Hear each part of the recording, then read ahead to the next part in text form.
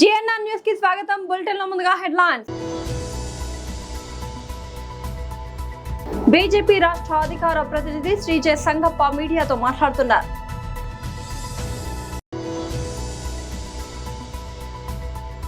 మాజీ మంత్రి ఎమ్మెల్యే జగదీష్ రెడ్డి విలేకరుల సమావేశం.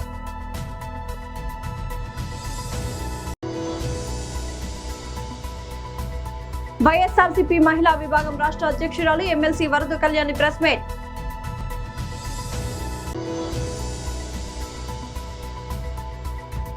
హైదరాబాద్ సెంట్రల్ యూనివర్సిటీలో గంజాయి వినియోగం. బీజేపీ రాష్ట్ర అధికార ప్రతినిధి శ్రీ జె సంగప్ప మీడియాతో మాట్లాడుతున్నారు. మీడియా మిత్రులకి నమస్కారం. ఈరోజు ఎల్బీ నగర్ పోలీస్ స్టేషన్లో యువ కానిస్టేబుల్ జర్పుల సాయి కుమార్ ఆత్మహత్య చేసుకోవడం చాలా దురదృష్టకరం. ఒక పేద గిరిజన కుటుంబం నుంచి వచ్చినటువంటి యువకుడు ఇంకా ఉన్నత ఉద్యోగాలకి ప్రిపేర్ అవుతున్నటువంటి టైంలో ఆయన ఆత్మహత్య చేసుకోవడం చాలా చాలా దిగ్భ్రాంతి కలిగిస్తుంది. ఈ ప్రభుత్వం వచ్చాక కొత్త వాళ్లకు ఉద్యోగాలు ఇచ్చుడేమో కానీ ఉన్న వాళ్ళని చంపుతుంది అనేందుకు సాయి కుమార్ ఆత్మహత్య ఒక నిదర్శనం. రేవంత్ రెడ్డి గారు మీరు కొత్త ఉద్యోగాలు ఎట్లాగో ఇస్తలేరు, మీ వ్యవస్థలో ఉన్నటువంటి దుర్మార్గాల వల్ల ఉద్యోగుల్ని బలి తీసుకోకండి అని చెప్పి మిమ్మల్ని వేడుకుంటున్నా. మీరు ఎట్లాగో కొత్త ఉద్యోగాలు ఇయ్యరు. యువకులకు ఎన్నో ఆశలు చూపించారు మీరు ఎన్నికల ముందు. జాబ్ క్యాలెండర్ వేస్తా అన్నారు. జూన్ 2 రోజు ప్రకటిస్తే సెప్టెంబర్ 17 వరకు మొత్తం నియామకాలే పూర్తయితాయి ప్రతి సంవత్సరం అన్నారు. అవి ఏమి లేవు. కానీ ఉద్యోగులు వాళ్ళు చేస్తున్నటువంటి డిపార్ట్మెంట్లో ఉన్నటువంటి ఒత్తిడికి రోజుకొకరు బలి అయ్యేటువంటి పరిస్థితి వస్తుంది. ఈ 2.5 ఏళ్ల కాలంలో మీరు వచ్చిన తర్వాత పోలీస్ డిపార్ట్మెంట్లోనే దాదాపు 25 మందికి పైగా ఆత్మహత్య చేసుకోవడం ఆ డిపార్ట్మెంట్లో ఎంత తీవ్రమైన ఒత్తిడి ఉందో అర్థం చేసుకోవచ్చు. సీఎం గారు ఇప్పుడైనా కనీసం పోలీస్ డిపార్ట్మెంట్లో ఏం జరుగుతుందో దృష్టి పెట్టండి చెప్పి రిక్వెస్ట్ చేస్తున్నాం. మీరు ఎట్లాగూ ప్రత్యేకంగా హోమ్ మినిస్టర్ని పెట్టలేదు, మీరే అన్నీ చూసుకుంటామన్నారు. విద్యాశాఖ మీదే, హోంశాఖ మీదే, అతి ముఖ్యమైన కీలకమైన శాఖలన్నీ మీయే. కానీ ఆ శాఖల్ని కేవలం మీరు మీ కుటుంబ సభ్యుల యొక్క బినామీ కార్యక్రమాలకి, బినామీ పనులకు తప్ప మీరు రాష్ట్ర సంక్షేమానికి కానీ ఆ శాఖల యొక్క నిష్పక్షపాతమైనటువంటి పాలన కానీ ఏమాత్రం మీరు దృష్టి పెట్టట్లేదు అనేది స్పష్టంగా తెలుస్తుంది. మాజీ మంత్రి ఎమ్మెల్యే జగదీష్ రెడ్డి విలేకరుల సమావేశం. మేము చేస్తున్న పోరాటం ఈ రాష్ట్ర ప్రభుత్వం నిమ్మకు నీరెత్తినట్టుగా ఉండటం, కాళేశ్వరం కన్నెపల్లి పంపు ఆన్ చేయకుండా రైతులను ముంచుతున్న విధానం కేటీఆర్ గారి నాయకత్వంలో అక్కడికి వెళ్ళి వచ్చి దాన్ని సజీవంగా మొత్తం ప్రజలకు అన్ని కూడా సాక్ష్యాలతో సహా చూపించినాం. అయినప్పటికీ ఇంకా గోదావరి విషయంలో అదే అన్యాయం జరుగుతుంది, అదే ద్రోహం జరుగుతుంది. మరొక వైపు కృష్ణా పైన కూడా మొదటి రోజే కృష్ణా ప్రాజెక్టులు ఆంధ్రప్రదేశ్ చేతిలోకి తీసుకోవడం ఈ కాంగ్రెస్ ప్రభుత్వం వచ్చిన మరుక్షణం నుండే నీళ్ల వాడకంలో కూడా నాగార్జున సాగర్కు జరుగుతున్న అన్యాయం, శ్రీశైలం పైన మొత్తం మహబూబ్నగర్ జిల్లాను కేసీఆర్ గారు ఏదైతే 10-12 లక్షల ఎకరాలు నీళ్ళు ఇచ్చి సాగులకు తెచ్చి కనీసం ఆ జిల్లాకు ఊరటనిచ్చిండో మళ్ళీ దాన్ని నాశనం చేసి ఇవాళ తెలంగాణ ఎండబెడుతున్న విధానం. ఒకవైపు బ్రహ్మాండంగా నీళ్ళు వస్తుంటే నదుల్లో ఆ నీళ్లను కింద ఆంధ్రప్రదేశ్ ప్రభుత్వం ఎట్లా వాడుకుంటుంది, మన ప్రభుత్వం ఎంత దుర్మార్గంగా ద్రోహం చేస్తుంది. ఇవాళ ఒక మాటలు చెప్పాలంటే రేవంత్ రెడ్డి కన్న తల్లికి నేల తల్లికి చేస్తున్న ద్రోహం అంత ఇంత కాదు. రేవంత్ మంత్రివర్గ సహచరులు కూడా నిజమే కన్న తల్లి 9 నెలలు మోసి భూతల్లికి అప్పచెప్తే ఆ భూతల్లే కదా మనం 90 ఏళ్ళలో 100 ఏళ్ళలో సాది మళ్ళీ తన కడుపులో తీసుకునేది. అటువంటి ఈ నేల తల్లికి వీళ్ళు చేస్తున్న ద్రోహం ఎంత క్షమించడానిదో మనకు కనబడుతుంది. ఒకవైపు కృష్ణలో బ్రహ్మాండంగా నీళ్ళు వస్తున్నాయి. ఆంధ్రప్రదేశ్ తన హక్కులకు మించి వాటకు మించి అడ్డగోలుగా వాడుతుంది. కానీ వీళ్ళు మాత్రం ప్రజల్ని మోసం చేసే పద్ధతుల్లో యాగాలు పూజలు చేసి తెలంగాణ ప్రజల్ని పక్కదారి పట్టించే ప్రయత్నం చేస్తున్నారు. దానికి సాక్ష్యం బ్రహ్మాండంగా ప్రజలకు చూపించాలని చెప్పి నేను స్వయంగా పోతిరెడ్డిపాడుకు వెళ్ళి పోతిరెడ్డిపాడులో నీళ్ళు ఎట్లా పోతున్నాయి, శ్రీశైలం నుంచి వాళ్ళు ఎట్లా నీళ్లు వాడుతున్నారు, ఇంకొక వైపు మన తెలంగాణలో ఉన్న లిఫ్ట్ ఇరిగేషన్లు ఎట్లా బోసిపోయి ఉన్నాయి, ఏ రకంగా దుర్మార్గం చేస్తుంది ఈ ప్రభుత్వం అనేది ప్రజలకు చూపించాలని చెప్పి మేము ప్రయత్నం చేసినాం. వైఎస్ఆర్సీపీ మహిళా విభాగం రాష్ట్ర అధ్యక్షురాలు ఎమ్మెల్సీ వరద కళ్యాణి ప్రెస్ మీట్. అందరికీ నమస్కారం. ఈరోజు మా అధ్యక్షులైన జగన్మోహన్ రెడ్డి గారి అధ్యక్షతన శాసనసభాపక్ష సమావేశం ఏర్పాటు చేయడం జరిగింది. 17వ తేదీ నుంచి జరగనున్న అసెంబ్లీ సమావేశాల్లో ఏ విధంగా ప్రతిపక్ష పాత్ర మేము పోషించాలి అనే దాని విషయంలో జగన్మోహన్ రెడ్డి గారు మాకు దిశానిర్దేశం చేయడం జరిగింది. తీసుకుంటే 2.5 ఏళ్లు కావస్తుంది కూటమి ప్రభుత్వం అధికారంలోకి వచ్చి. ప్రభుత్వం పాలనలో అన్ని రకాలుగా వైఫల్యం చెందడం జరిగింది. ఈరోజు తీసుకుంటే మహిళలు మోసం చేశారు, నిరుద్యోగులు మోసం చేశారు, ఉద్యోగులు మోసం చేశారు, విద్యార్థులు మోసం చేయడం జరిగింది, రైతులను మోసం చేశారు. అలాగే పీపీపీ మోడ్ లో ఏ విధంగా వీళ్ళు దోపిడీకి స్కెచ్లు వేశారు. ఎన్నో సమస్యలు ఉన్నాయి ఈ రాష్ట్రంలో. వీటన్నిటి మీద కూడా మా వైఎస్ఆర్ కాంగ్రెస్ పార్టీ కౌన్సిల్లో ప్రభుత్వాన్ని నిలదీయబోతున్నాం. వాటన్నిటికీ ఏ విధంగా చేస్తే బాగుంటుందో అనే విషయాలు చర్చించడం జరిగింది. జగనన్న దిశానిర్దేశం చేయడం జరిగింది. అలాగే తీసుకుంటే అనిత గారు, హోంమంత్రి అయిన అనిత గారు అంటున్నారు, ఇప్పుడే చూశాను, జగనన్నకట దమ్ము ధైర్యం లేదంట అసెంబ్లీకి రావడానికి. అనిత గారికి నేను ఒకటే అడుగుతున్నాను, మీకు దమ్ము ధైర్యం ఉంటే జగనన్నకి ప్రతిపక్ష నేత హోదా ఇవ్వండి. మీరెందుకు మా వైఎస్ఆర్ కాంగ్రెస్ పార్టీకి అసెంబ్లీలో ప్రతిపక్ష హోదా ఇవ్వట్లేదు? ప్రతిపక్షం ఉన్నది ఒక్క మా పార్టీయే. మరి మా పార్టీకి ఎందుకు ప్రతిపక్ష హోదా ఇవ్వట్లేదు? మా పార్టీ అధ్యక్షులుగా జగనన్నకి ప్రతిపక్ష నేత హోదా ఇవ్వట్లేదు. ఎందుకంటే మీకు దమ్ము ధైర్యం లేదు కాబట్టి. ముందు నుంచి కూడా ప్రతిపక్ష నేత హోదా కావాలి. అప్పుడే ఖచ్చితంగా ప్రజల సమస్యల మీద మేము ప్రభుత్వాన్ని నిలదీయడానికి సరిపోయిన సమయం దొరుకుతుంది అని జగనన్న అడుగుతూ ఉన్నారు. మేమేమో ఇదేదో ప్రోటోకాల్ కోసం అడగట్లేదు, శాసనసభలో మాట్లాడడానికి సమయం కావాలి అని అడుగుతూ ఉన్నాం. సమయం ఇవ్వకపోతే ఈ సమస్యలన్నీ ఎలా ప్రశ్నిస్తారు? మిగతా ఎమ్మెల్యేలకి ఎలాగిచ్చారో అలా జగనన్నకి ఇస్తారు అంటే అది ఎంతవరకు సమంజసం? మనం ప్రజాస్వామ్య దేశంలో ఉన్నాం కదా. ప్రతిపక్షానికి ప్రతిపక్ష హోదా ఇవ్వడం, అలాగే ప్రజా సమస్యల మీద నిలదీయడానికి సరిపోయినంత సమయాన్ని ప్రతిపక్ష నేతకు ఇవ్వడం అనేది ఒక హక్కుగా రావాల్సిన దాన్ని మీరు ఎందుకు ఇవ్వట్లేదు? ఎందుకంటే జగనన్నని చూసి భయపడి మీరు పారిపోతూ ఉన్నారు. మేము ప్రతిపక్ష హోదా కావాలని ఎన్నో సందర్భాల్లో అడుగుతూ ఉన్నాము. ప్రతి సందర్భంలో కూడా మీరు ఇవ్వకుండా ఉండే పరిస్థితి మనం చూస్తూ ఉన్నాము. ఎందుకంటే 2024 జూలైలో హైకోర్టులో కేసు వేయడం జరిగింది, ప్రధాన ప్రతిపక్ష హోదా మా పార్టీకి కావాలి అనేసి. మీరేమైనా దానికి కౌంటర్ దాఖలు చేశారా? ఎందుకు చేయట్లేదు? హైకోర్టు ఖచ్చితంగా మీకు ఇమ్మని చెప్తుంది కాబట్టి. అలాగే తీసుకుంటే 2025 ఫిబ్రవరిలో వైఎస్ఆర్సీపీకి ప్రధాన ప్రతిపక్ష హోదా ఇచ్చేది లేదని స్పీకర్ రూలింగ్ ఇస్తే దానికి మేము సవాల్ చేస్తూ సెప్టెంబర్ 24, 2025న మేము హైకోర్టులో రిట్ కూడా వేయడం జరిగింది. హైదరాబాద్ సెంట్రల్ యూనివర్సిటీ ప్రాంగణంలో మత్తు పదార్థాల విక్రయాలు వినియోగంపై తెలంగాణ ఈగల్ టీం స్థానిక పోలీసులు సంయుక్తంగా ఆకస్మిక దాడులు నిర్వహించారు. క్యాంపస్ లోపల గంజాయి వినియోగిస్తున్నారనే పక్కా సమాచారంతో రంగంలోకి దిగిన అధికారులు అనుమానితులైన పలువురు విద్యార్థులకు క్షేత్రస్థాయిలో డ్రగ్ పరీక్షలు నిర్వహించారు.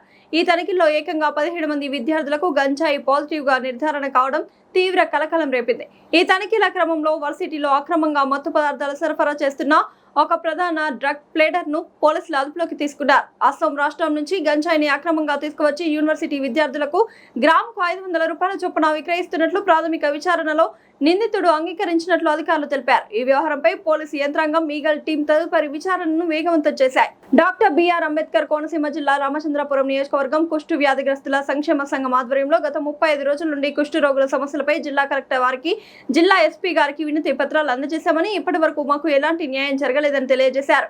గత కొన్ని దశాబ్దాలుగా టీఎల్ఎం ఆసుపత్రిలో కుష్టు వ్యాధిగ్రస్తులకు ఉచితంగా వైద్యం అందించేవారు. కానీ గత కొన్ని సంవత్సరాలుగా ఆ ఆసుపత్రిని మూసివేయడంతో పాటు అక్కడి 3.80 సెంట్ల భూమిని ఆసుపత్రి భవనాన్ని కూడా అమ్మే ప్రయత్నాలు జరుగుతున్నాయి. ఇటీవల టీఎల్ఎం అధికారులు ఈ సంవత్సరం ఏప్రిల్ 15న సాలూరులో 10 మంది కుష్టు రోగులతో సమావేశం ఏర్పాటు చేశారు. మా సమస్యలు విన్న అధికారులు మా డిమాండ్లు న్యాయమైనవి అని, 1 నెలలో శుభవార్త ఉంటుందని హామీ ఇచ్చారు. కానీ నేటికి 4 నెలలు గడుస్తున్నా ఎటువంటి చర్యలు లేవు. ప్రస్తుతం చాలా మంది వైద్యం అందక కుష్టు రోగుల గాయాలు ముదిరిపోతున్నాయి. చాలా మంది తీవ్ర ఇబ్బందులు పడుతున్నారని తెలియజేశారు. అడిగితే చూద్దాం చేద్దామని కాలయాపన చేస్తున్నారని, మా సమస్యలను పరిష్కరించాలని ఎంతో మంది అధికారులను కలిసి విన్నవించుకున్న రాజకీయ నాయకులకు తెలియజేసినా ఎప్పటి వరకు ఎవరు స్పందించలేదని ఈ సందర్భంగా తెలియజేశారు. మరి ఈ లెపర్సీ మిషన్ 100 సంవత్సరాల పండగ చేశారండి. 2009 వరకు బాగా నడిపించి మా గాయాలు జబ్బు తగ్గించారంటే కాదంటలేదు. అయితే అండి 2009 నుంచి మూసేశారండి హాస్పిటల్. ఫండ్స్ రావట్లేదని మూసేశారండి. మూసేసేసేసి ఆ తర్వాత మేము అడిగితే కొద్దిగా పక్కన వైద్యం చేర్పించడానికి ఉంచుతామన్నారండి. ఉంచలేదండి, మోసం చేసేసారు. అయితే మాకు తెలియకుండా జనవరి నుంచి వెనకాల నుంచి చెట్లన్నీ నరికేశారండి. 360 చెట్లు నరికేసేసేటప్పుడు మా వాళ్ళు చూసి అప్పుడు మేము అందరం స్పందించామండి. స్పందించి మేము పక్క ఉన్న సంఘాలకి అందరికీ పిలిచి మా యొక్క విషయాలన్నీ కూడా మరి ఆ చర్చి తుడిసి ఒకరోజు దాతలు భోజనం పెడితే తింటుంటే మరి సత్యం గారు వచ్చారండి. మరి మీకు ఏం కావాలన్నారు, ఇదండి అన్నాం. అంటే సర్లేండి మీకు చర్చికి వెళ్ళేసేస్తాను అన్నట్టుగా మాట్లాడి మంచిగా మాట్లాడారండి. సర్లే చేస్తారని మేము అనుకున్నాం. ఆపేయమన్నారని దాన్ని ఆపేసాము. ఆపేసిన తర్వాత మరి కలెక్టర్ గారికి కాగితం ఇచ్చామండి 2-3 సార్లు. అలాగే డిఎస్పీకి ఇచ్చామండి. మళ్ళీ ఇక్కడ స్థానిక పోలీసులకి కూడా ఇచ్చామండి.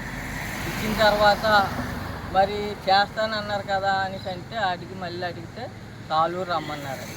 తాళూరు 2 సార్లు వెళ్ళామండి మంచి ఎండలో. తాళూరు వెళ్ళి మా ఊళ్ళు ఏం కొట్టారు వెళ్ళామండి. మళ్ళీ ఇంకా ఒక 10 మంది వెనకాల వెళ్ళాము. మొత్తం 20 మంది వెళ్ళామండి. వెళ్తే మీరు అడిగిన కోరికలు న్యాయంగా ఉన్నాయన్నారని తాళూరు సూపరింట్ ఆ విధంగా చేస్తారని ఆగిపోయాము.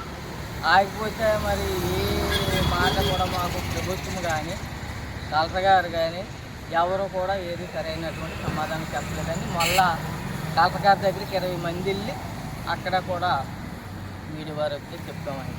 చెప్పిన తర్వాత కలెక్టర్ గారు ఆఫీసర్ గారు లెపర్సీ డిహెచ్ఎమ్మ గారిని పిలిచేది. వాళ్ళ ఫోన్ నెంబర్లు తీసుకుని వాళ్ళు పిలిపించి మాట్లాడారు. వీళ్ళగా కింద అధికారులు ఎవరో మరి మాకు తెలియకుండా ఇక్కడ వైద్యం జరుగుతుంది, ఏ ప్రాబ్లం లేదని కాగితం మళ్ళీ తిరిగి కలెక్టర్ గారికి పంపించారట. అప్పటి నుంచి కలెక్టర్ గారు ఎవరినైనా పంపుతారేమో అని చూస్తున్నాం. ఇక్కడ ఆర్డీఓ గారి దగ్గరికి వెళ్ళమన్నారు. ఆర్డీఓ గారు దొరకలేదు, వరదల గురించి క్యాంప్ వెళ్ళిపోయింది. అక్కడ ఉన్న ఆఫీసులో ఉన్న మేడం ఇచ్చామని కాగితం.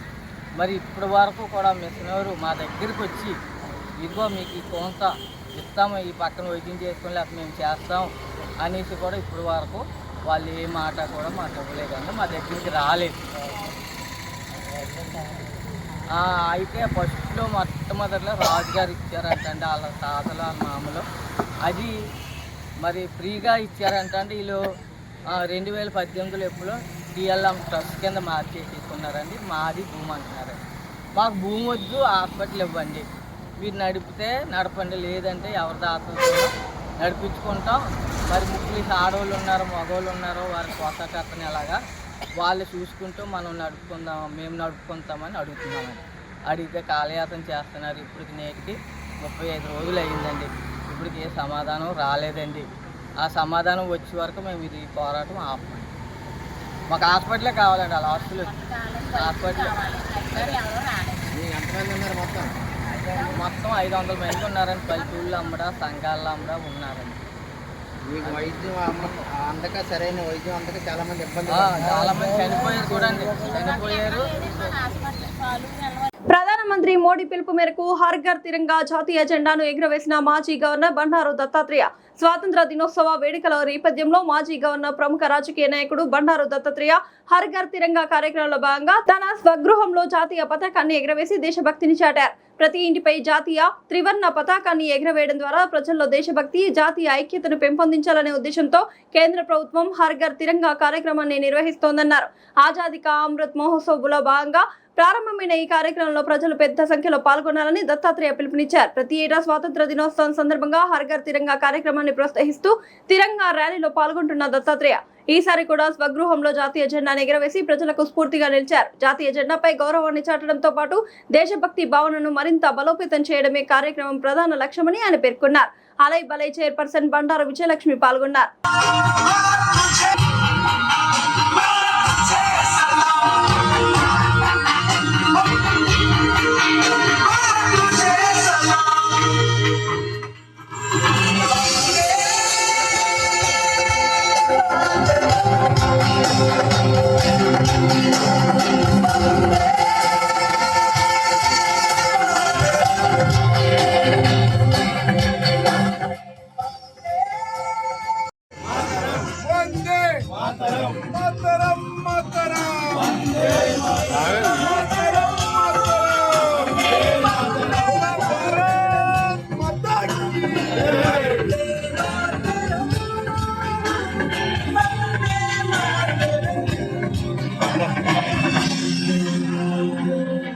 భారత ప్రధానమంత్రి నరేంద్ర మోడీ గారు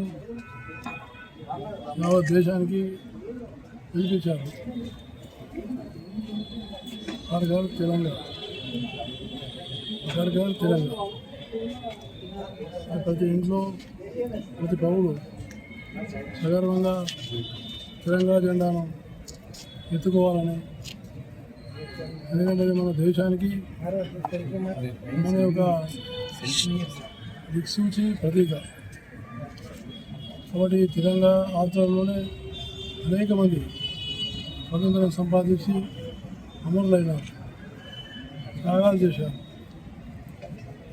ఆనాడు బ్రిటిష్ వాళ్ళని భారతదేశాన్ని మహాత్మా గాంధీ, సర్దార్ వల్లభాయ్ పటేల్, పండిత్ జవహర్లాల్ నెహ్రూ, శ్యామప్రసాద్ ముఖర్జీ లాంటి అనేక మంది దేశభక్తులు ప్రాణాలు అర్పించారు. కాబట్టి మనం ఈ రోజున అదే దేశభక్తిని, అదే నిస్వార్థ భావన, దేశం కోసం పనిచేద్దాము. వికసిత్ భారత్ లక్ష్యాన్ని పూర్తి చేద్దాం. వికసిత్ భారత్లో మనందరం భాగస్వాములు అవుదాం. వికసిత్ భారత్లో భారతదేశం మళ్ళీ ఒకసారి ప్రపంచంలో గురుస్థానం సంపాదించాలనే దానికి మనందరం కూడా కృషి కావాలని, భాగస్వాములు కావాలని. కాబట్టి ఈ యొక్క దేశభక్తి, జాతీయత ఇలాంటి భావాలు ఎంత దేశంలో పెడితే అంత యువతలో అంత చైతన్యం వస్తుంది. ఆ చైతన్య స్ఫూర్తితోనే అభివృద్ధి మనం చేయగలుగుతాం. అందుకనే మోడీ గారి ఇచ్చిన పిలుపును అందరూ పాటించాలని నేను మనసారా కోరుతాను. ఎలక్ట్రిక్ వాహనాల నిర్ణయాన్ని ఖండించిన తెలంగాణ రక్షణ సేన ప్రభుత్వం తీసుకువస్తున్న రుణాలు 263 జీవోను వెంటనే రద్దు చేయాలని తెలంగాణ రక్షణ సేన పార్టీ డిమాండ్ చేసింది. ఈ సందర్భంగా పార్టీ నేతలు మాట్లాడుతూ ప్రజలకు భారం కలిగించే ఈ పథకం వల్ల సామాన్యులు ఇబ్బందులు పడాల్సి వస్తుందని ఆరోపించారు. ప్రభుత్వం పేద మధ్య తరగతి ప్రజలకు ఉపయోగపడే విధానాలను అమలు చేయాలని సూచించారు. అదేవిధంగా రాష్ట్రంలో ఎలక్ట్రిక్ వెహికల్స్ తప్పనిసరి చేయాలన్న ప్రభుత్వ నిర్ణయాన్ని కూడా తెలంగాణ రక్షణ సేన పార్టీ తీవ్రంగా ఖండించింది. ఛార్జింగ్ స్టేషన్లు, ధరలు, నిర్వహణ ఖర్చులపై స్పష్టత లేకుండా ఈ నిర్ణయం తీసుకోవడం సరికాదని అన్నారు. ప్రజల అభిప్రాయం తీసుకున్న తర్వాతే ఇలాంటి కీలక నిర్ణయాలు అమలు చేయాలని పార్టీ నేతలు కోరారు. కాంగ్రెస్ పార్టీ కాదు, బీజేపీ పార్టీ కాదు, ఆ మూడు పార్టీలు కూడా మనకు ద్రోహం చేసే పార్టీలే. కాబట్టి అందరితో మీరు సమన్వయం చేసుకొని అన్ని సంఘాలు కూడా మన యూనియన్ కిందకి వచ్చేసి కవితక్క గారి నాయకత్వం, కవితక్క గారి నాయకత్వం, కవితక్క గారి నాయకత్వం. అటు వాళ్ళ ఐక్యత, అటు వాళ్ళ ఐక్యత, అటు వాళ్ళ ఐక్యత. జై కవితమ్మ. ఏదైతే 263 జీవోని తీసుకొచ్చి ఈరోజు వాళ్ళ పొట్ట మీద కొట్టే ప్రయత్నం ఏదైతే రేవంత్ రెడ్డి గారు చేస్తున్నారో దానికి వ్యతిరేకంగా దాన్ని వెంటనే 263 జీవోని వెంటనే రద్దు చేయాలి అని చెప్పేసి ఈరోజు ఇక్కడ మా టీఆర్ఎస్ యూనియన్ తరఫున ధర్నా కార్యక్రమం నిర్వహించడం జరుగుతుంది. దీనికి మరి కాసేపట్లో కవితమ్మ గారు కూడా రాబోతున్నారు. ఏదైతే రేవంత్ రెడ్డి గారు ఒక 5 లక్షల కుటుంబాలు ఉన్న ఆటో డ్రైవర్లతో పెట్టుకొని వాళ్ళ పొట్టల మీద కొట్టాలి అని చెప్పేసి ఏదైతే నిర్ణయం తీసుకున్నారో, ఎలక్ట్రికల్ ఆటోలు తీసుకురావాలని నిర్ణయాలు తీసుకున్నారో దాన్ని తీవ్రంగా తెలంగాణ రక్షణ సేన ఖండిస్తుంది.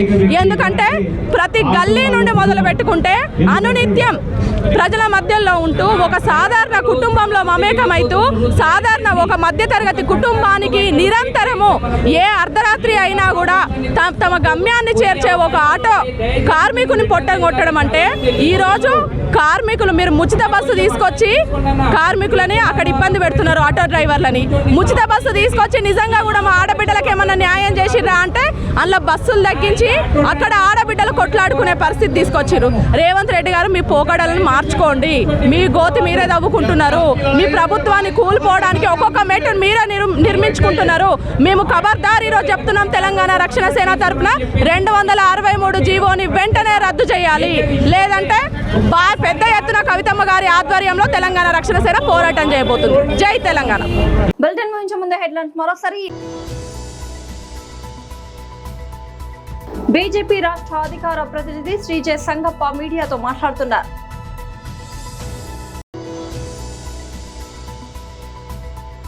మాజీ మంత్రి ఎమ్మెల్యే జగదీష్ రెడ్డి విలేకరుల సమావేశం.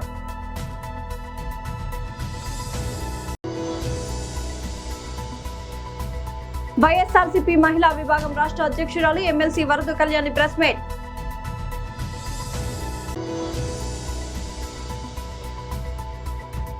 హైదరాబాద్ సెంట్రల్ యూనివర్సిటీలో గంజాయి వినియోగం.